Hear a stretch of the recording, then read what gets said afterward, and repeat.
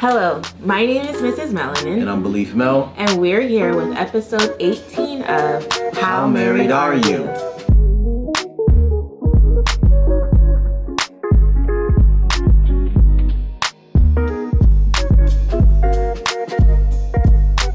All right, story time with chocolate babies. All right, so Uriah was sick. And we were in an Airbnb this past weekend in Lake Arrowhead. And we were up there with some friends. It was amazing. And Uriah was getting sick on the way up there and then totally just fell apart by the end of the first day. We were making these pizzas and he had all of the flour all over his face. He looked crazy. Then that night he threw up terribly. So gross. And I actually like him more when he's sick. Now that may be rude.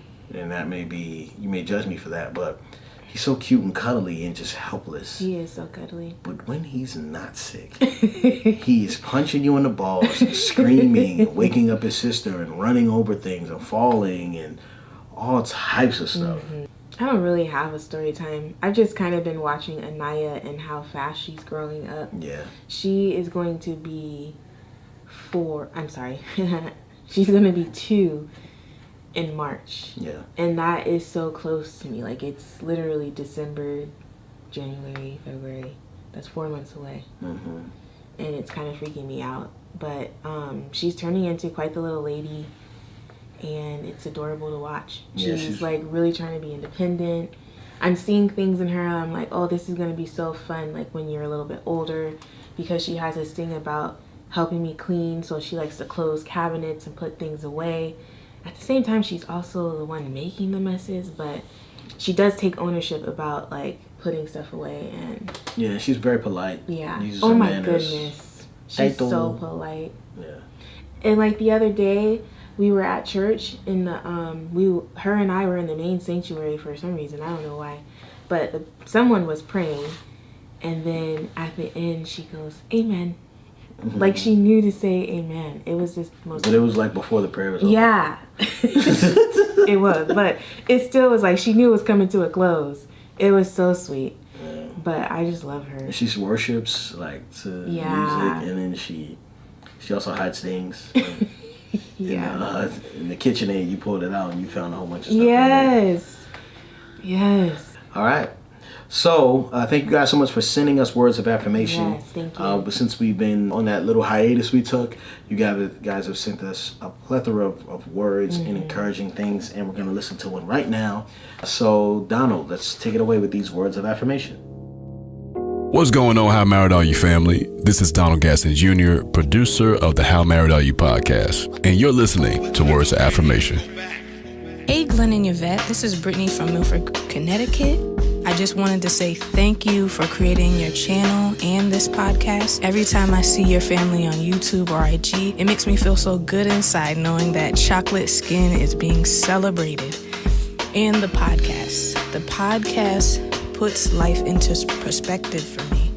Being 21 years old, hearing the issues you guys go through and the love you show to each other gives me hope knowing that it won't just be #single life forever. Thank you again. All your hard work is appreciated. Remember that.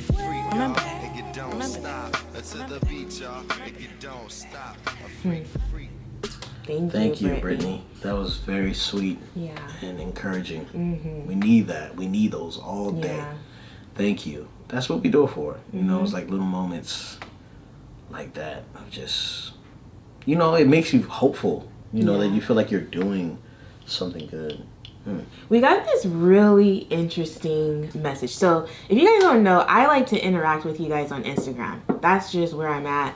I don't really do too much in the YouTube comments, and unfortunately there's nowhere for you to comment below our podcast. So a lot of times I interact with you guys there, and sorry if I don't always get to you right away because sometimes they get into the other folder. And I don't know. Anyways, this one's very interesting. The How Married Are You podcast Instagram. Follow us. Yeah, it's lit there. It's so lit. Okay. Someone sent this to us and they're like, what are your thoughts? And so I shared it with Glen and he was like, we should make that a podcast. So here it is. I have to read this thing. So sorry. Here's my situation. This is spoken from a man. This is from a man. Here's my situation. I love her. I promise I do. But she's testing that love. We've been married for 5 years. When we first got married, she weighed about 135 and was gorgeous. Since we got married, she's taken on this whole extra personality. She's gained more than 60 pounds. This extra weight is not attractive to me at all. We are both school teachers and administrators, so we get home about 5 in the afternoon. I've expressed to her my concerns about the weight gain, suggested medical attention to see if there is a condition or something, purchased a gym membership, started buying the groceries for the house, and even cooking. Nothing has worked. Now she's complaining that I'm withholding sex, but that's not the case. I just don't like what I see, and it does not stimulate me. I can't get aroused by a woman that complains and makes excuses all day. I don't like the sight of those rolls and extra meat. I love my wife, but I'm not in love with what she has become. I don't like what I see, I don't like what she's become, and I don't know what to do. Communication is not working, and I just can't make myself be attracted to something that's not pleasing to me. What do? I want to help her, but I don't know how. So the first thing that bothers me is, actually there's a couple of things here. Can we just talk about weight? Go ahead. So that was going to be the first thing that bothered me. She was 135 and gorgeous. Yeah. So she's not gorgeous now that she's gained 60 more pounds? 60 pounds is a lot of weight. That is a lot of weight. But which would change how you look. She can still be gorgeous. It's not. I'm not saying she's not gorgeous. Comes from the inside out. Nope. Look it up in the dictionary. Actually, I do want to do that. What is his definition of gorgeous? Definitely inside. That's what we know. Okay, so let's not look up the word, because his definition is saying that she's not gorgeous anymore. Keep going. What do you want? What do you want? He said that she was 130 pounds and gorgeous. Since she's gained more than 60 pounds, this extra weight is not attractive to me at all. I totally understand that. You know, I've had conversations with women who've been married longer than me who have said things like for example, Glen and I used to watch this show. I don't know if we've already mentioned this on this podcast, but we used to watch this show, and it was like a 30-minute sitcom about married people. Really dope show. It was a really cool show. I don't know why they took it off. Yeah. But there's this one episode where the husband of one of the women on the show is like, man, she leaves the house in the morning and she's a 10. She comes back home through the door, she's still that 10, but then she goes to the bathroom really quick and she comes out like a 2. Because she washes her face, she puts on some sweats, she like just gets real comfortable, like extra comfortable. And Glen would look at me like, that is what you do. Like you get dressed to go to work, and then you come home and it's just like blah. Like I would put on my green jumper that Glen hated and threw away, and I'm still a little bit bitter about it. But whatever. Y'all should have seen it. So bad. It was so comfortable. Yo, it looked like it was crazy. Okay. Anyways, recently, I think within the last 6 months or so, I've had this conversation with this woman, and she was just talking about how it is still important for us to keep ourselves attractive for our husbands. And so I don't necessarily think I've done that much of a better job at it since that conversation, but I have been a little bit more conscientious about like just not walking around the house with my hair looking all crazy, maybe putting on my head wrap, like my little slap cap, rather than... Glen's looking at me in a way, I don't know if he believes me or not, but you know, there is an aspect of making sure you stay attractive for your spouse. That is important. I think it's important. I want you to know that during that time we were watching that show, we were probably married for what, 2 months? 2 years? Yeah. During that time? Maybe. 2 or 3 years, maybe. Which house were we in? I'm going to say the second one. Okay, maybe 2 years then. I don't know if I was mature enough to, you know what I mean? Like, I don't know if that was a mature thing to say. Because you should be comfortable in your home.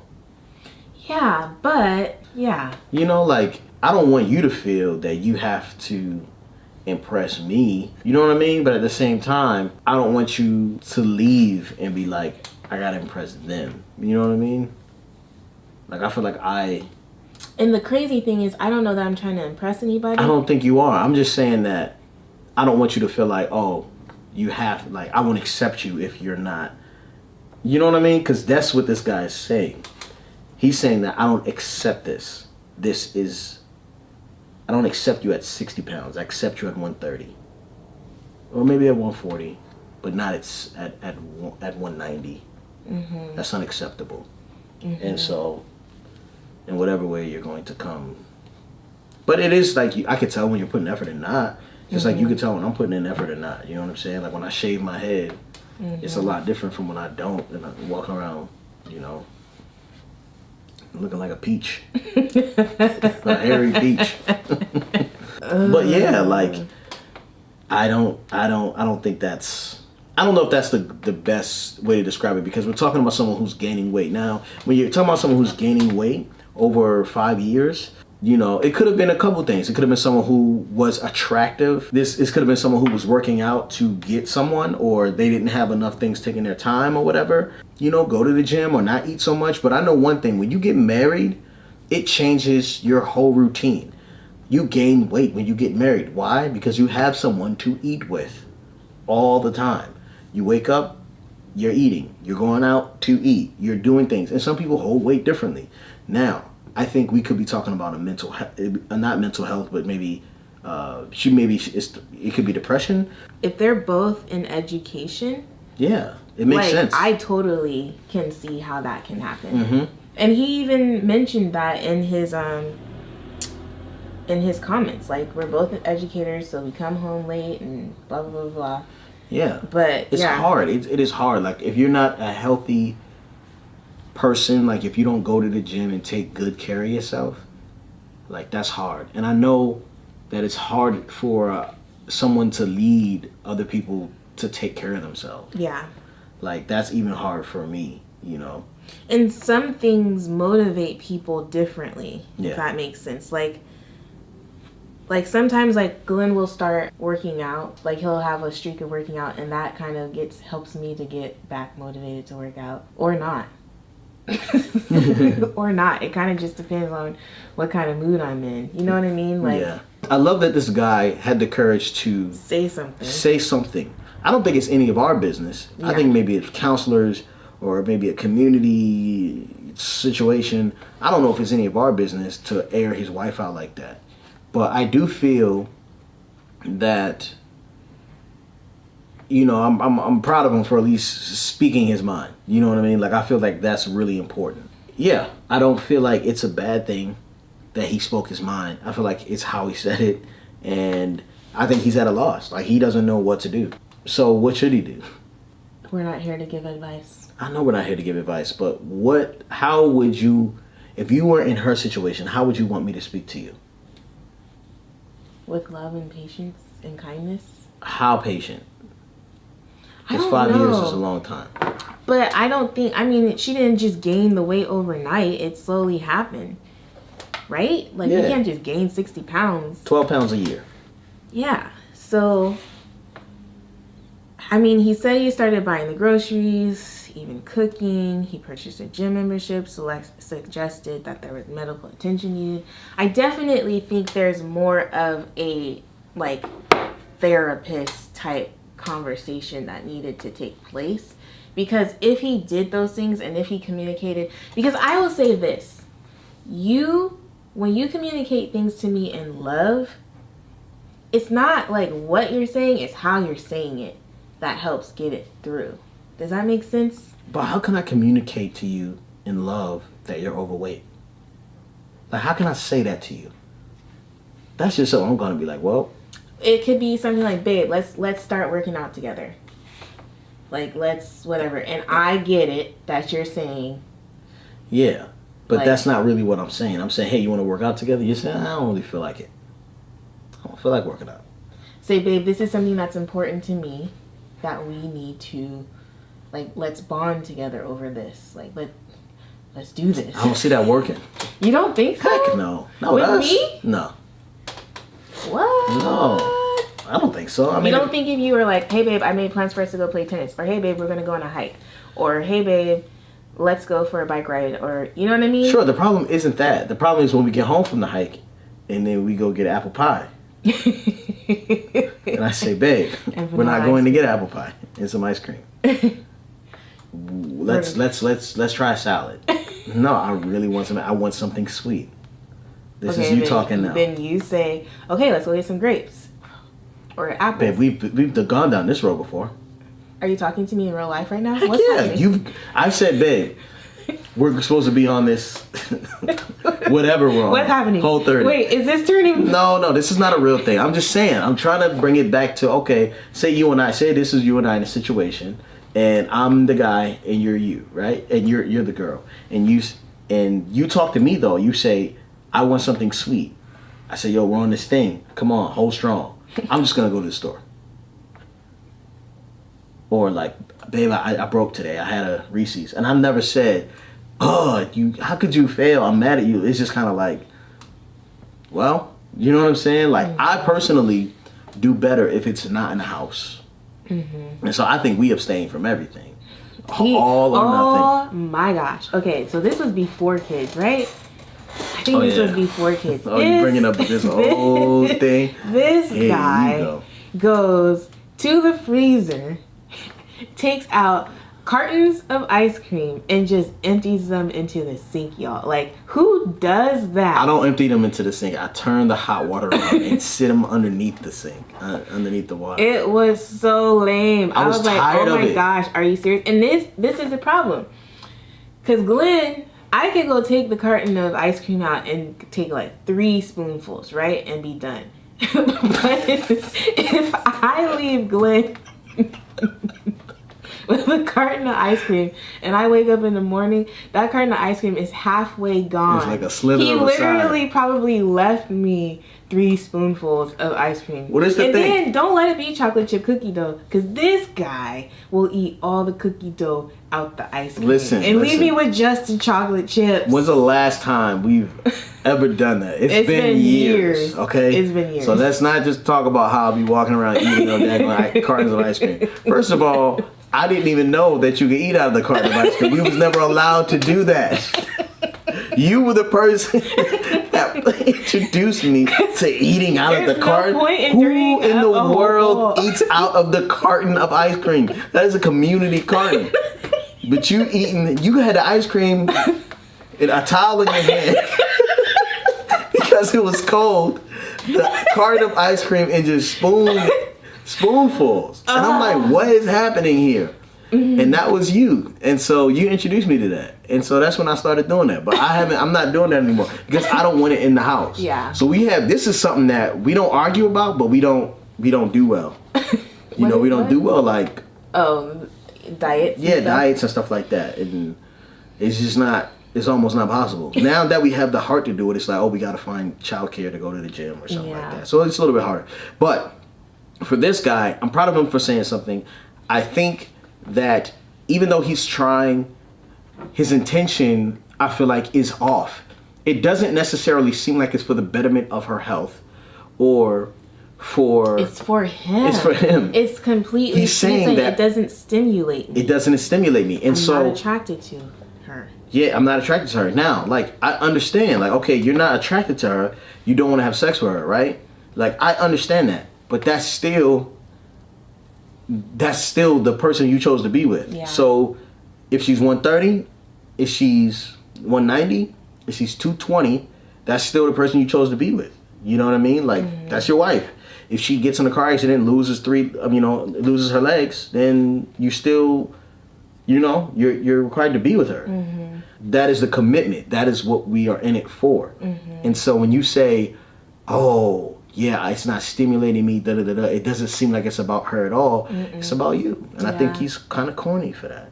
That's very true. Very true. And this has to be hard. And I'm sure, it's a lot of people dealing with this. You know what I mean? And it might be from the opposite side where the woman is with a man who's gained weight.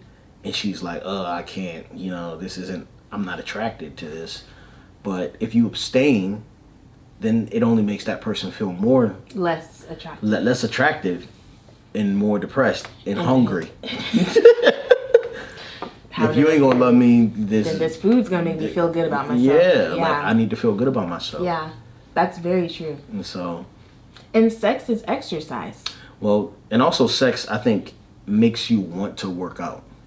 Like, makes you want to be healthier. You know? Yeah. Helps you last longer. Yeah. Or, like, be more flexible. Okay. Okay. So what happened was, this was a screenshot of something that was sent to a guy who speaks publicly about relationships or whatever, from the man's perspective. And he says this: I've been sent this post by a couple of people and asked to share my thoughts on it. I've discussed situations like this before, so there was no shock to see that most women instantly place blame on the man. Despite him doing everything a reasonable, rational person would do to encourage and support someone that they love. And in predictable fashion, women immediately created excuses and made up what-if scenarios to remove the accountability for the weight loss from the woman. I commend the dude for all that he's done and all the support he has tried to give, but this situation seems like it will most likely lead to a breakup or cheating because she doesn't seem to be putting forth any effort to fix the issue. Men can't control what they're sexually attracted to, and they can't control who turns them off or grosses them out either. That's kind of strong. So it's her fault that he's not sexually attracted to her. If he ends up cheating or leaving her, he shouldn't feel any guilt whatsoever, in my opinion. What? So let's see how many women can come up with ways to blame the man. And then he starts to say, he's like basically anticipating the women in his comment section going in. Yeah, well, I'm gonna go in for them because I'm a man, and I feel like if you're gonna put the blame on, like, I understand you being like commending him for trying, like I get that, but it's not her fault if he cheats. Yeah. What is wrong with you? What is wrong? Like, you're just dumb. Like, that's just so stupid. If he cheats, it's his fault. Men can control what they're sexually attracted to. They do it all the time. They can control how they respond to what they're sexually attracted to. Yes, like what you mean? Like, so you're attracted to somebody, you just gonna go sleep with them? Yeah. You know what I mean? Or you're attracted to one size, you see someone in a different size, you realize you're attracted to that, and then you sleep with that person? Like, no. Like, you have self-control. Mm-hmm. Like, this dude is trying to say that men don't have control, and that pisses me off. Like, I don't want this dude anywhere next to my community or my son's ears. Like, men like this irritate me. Like, they do. I think, you know what I mean? Like, how could you, like, I understand, like, this woman is having an issue. She's having a problem. The man is having a problem. This is a huge issue in the marriage. It shouldn't be like this. You know what I mean? Like, this shouldn't be the thing. I don't know what the circumstances are, how it got here. We're only hearing one side of the story. Did she have children? Like, yeah. You know, did she have children? Does he call her fat? You know what I'm saying? Like, was she made fun of at some point? Did she, how long did they know each other before they got together? Was it, you know, or did he marry her because he was attracted to her? And that's why the purpose, the point behind marriage shouldn't just be, oh my gosh, she's gorgeous and 130. Now, wait a minute. Oh, I married you because I'm attracted to you and because you were giving me some type of stimulation sexually, and that's why I married you. And so now we see that whole, like, love thing fall all apart because love isn't the real reason, you know. So this guy who responds to this comment, you know, obviously takes the side of the man, and I totally understand that. And I don't think the guy is wrong for addressing the issue. I think he may be wrong with the motives, but I think this guy giving advice is a tragedy, personally. He's not necessarily giving advice. He's just responding. I think he's tragic to it. But yeah, there's definitely, it's not an excuse to cheat. It's not an excuse to cheat. Yeah. It's not an excuse to quit. Yeah. It's a part of the process. That's who you chose. And I don't think that divorce, I don't want to like say like, oh man, divorce is terrible and you should never get a divorce. I'm not going to say that. But I feel like if I divorced you, it'd be the worst thing I can do as a father. That's just me. I'm not saying that men who get divorced aren't good fathers. or women who get divorced aren't good mothers. I'm saying it will be a horrible reflection of my commitment and my ability to be long-suffering and, you know what I'm saying? Yeah. And choosing well.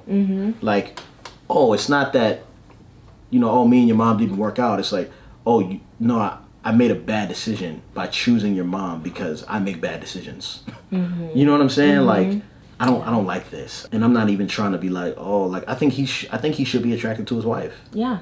You know, I think there is an issue that she's having, and I'm not like trying to throw the pity party. You know what I'm saying? And say like, oh, you know, she's just gaining a little weight. He needs to be patient. I think there needs to be some type of action, but there also needs to be good motives, and it's not her health. It's his sexual stimulation. What are your thoughts? I definitely think, I didn't even look at it from that perspective initially, but I do think that he was being completely selfish in his efforts to get her to do something about her weight.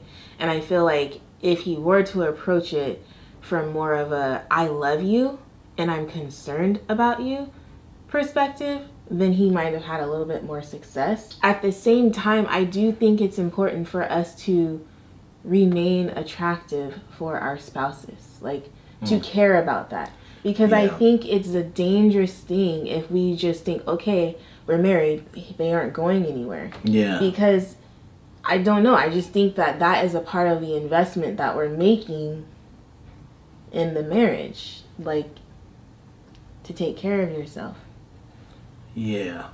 Help, like not just on the outward appearance, but everything. I have something. Which I don't think we're necessarily pros at, but you know. Oh yeah. I want you to know that if you wanted to come to me and say, hey, you're gaining weight, that would really hurt. But I think I would need to hear it.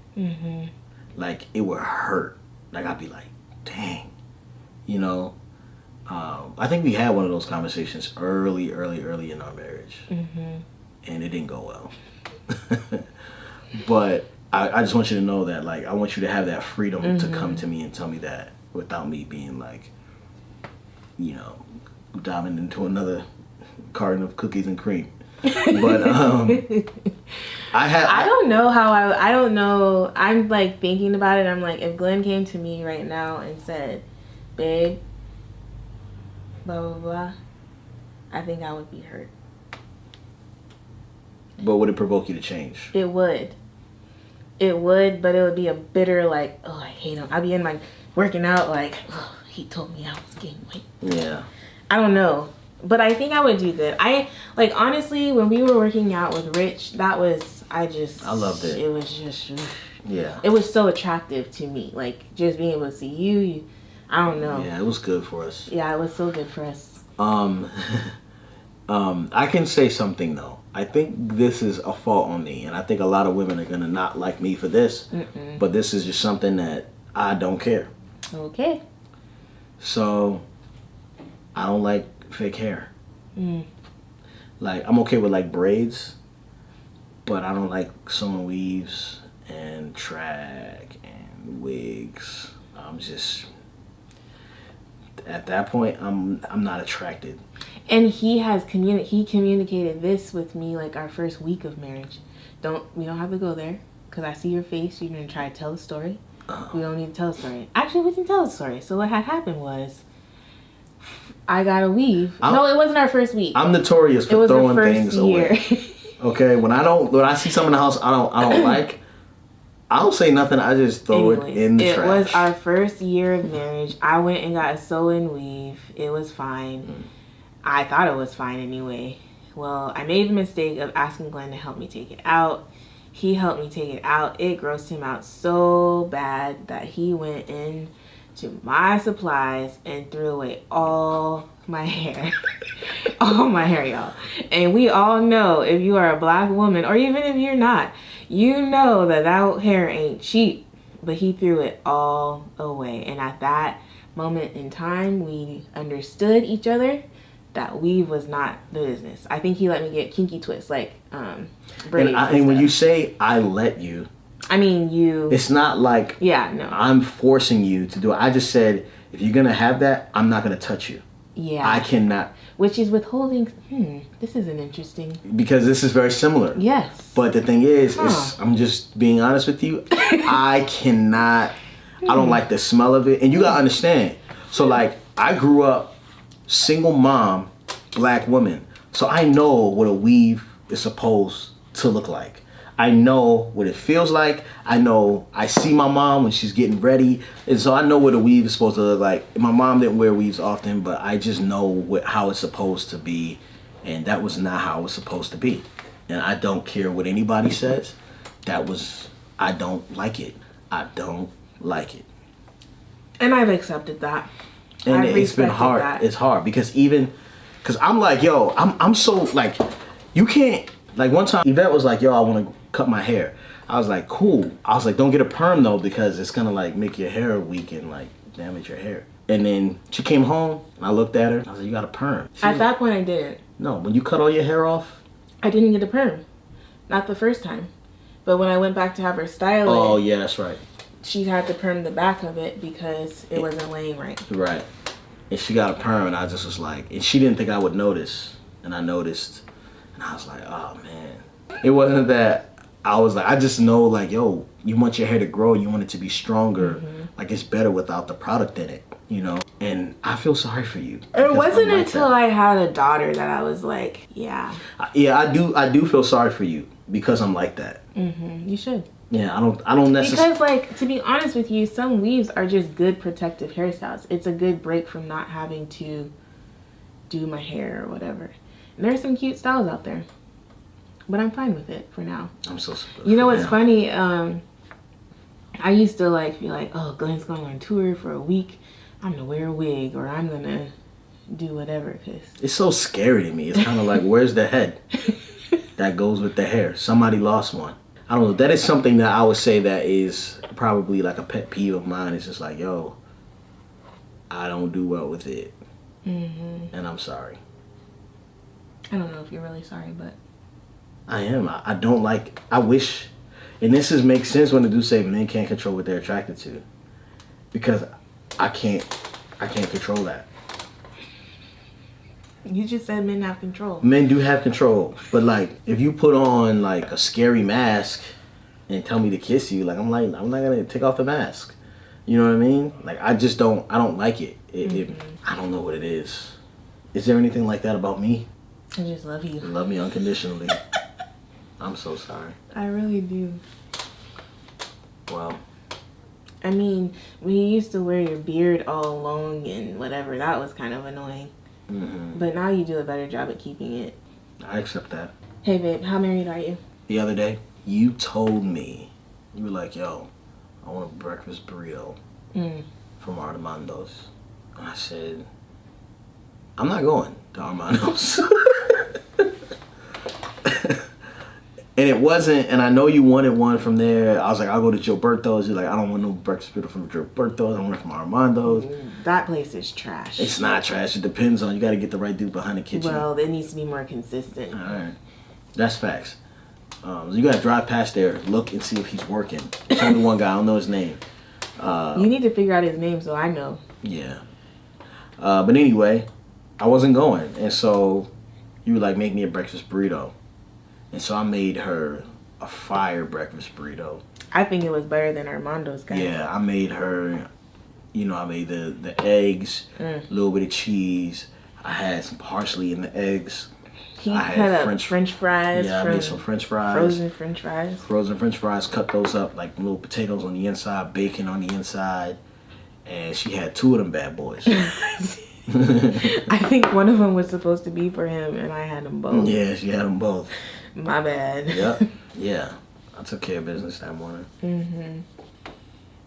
How married are you at? I'm so married that I do the laundry.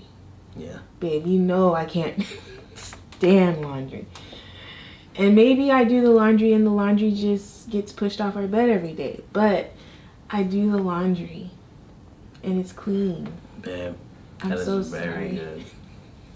I appreciate the fact that you do laundry because I hate doing laundry. Babe, we can't both hate doing laundry. We need to just throw away clothes. No, we need to hire someone to do our laundry. What? What? See, this is the problem with you. You're always trying to hire somebody. Dude. With no money. We are currently looking for a live-in nanny. No, we are not. For our future home. For our future life. Can't afford that. What are you talking about? No, when you have a live-in nanny, a part of the pay is a place to live. Well, where's she gonna live? Not in here. I said for our future home. 2020. 2020, we are moving, hopefully.